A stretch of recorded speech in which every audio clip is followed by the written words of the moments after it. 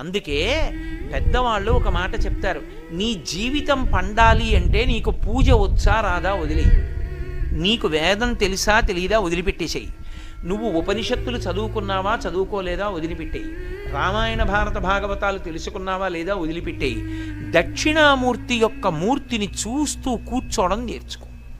అదొక్కటి నేర్చుకో చాలు, ఏమక్కర్లేదు. ఇంకా దక్షిణామూర్తిని పెట్టుకుని రోజు కాసేపు ఆయన్ని చూస్తే చాలు. మీకు నేను ఇంకా విచిత్రమైన విషయం చెప్పనా, సంటి పిల్లలు కొంచెం కొంచెం పెరిగి పెద్దవాళ్ళు అవుతున్నప్పుడు ఇంట్లో అందమైన దక్షిణామూర్తి విగ్రహం ఉండి, విగ్రహం అంటే ఫోటో కనీసం ఉండి, పిల్లలు కాసేపు దాని వంక చూడడం అలవాటైతే మీరు చూడండి, నేను యథార్థం చెప్తున్న, పెద్దలు నిర్ణయం చేసింది, వాళ్ళు కళ్ళు తిప్పి ఆడుకుంటూ ఆడుకుంటూ పాకడం కూర్చోవడం వచ్చినప్పుడు చూసినప్పుడు వాళ్ళు నిశ్చలంగా కాసేపు ఇలా దక్షిణామూర్తి వంకే చూస్తారు. పిల్లలు చిన్న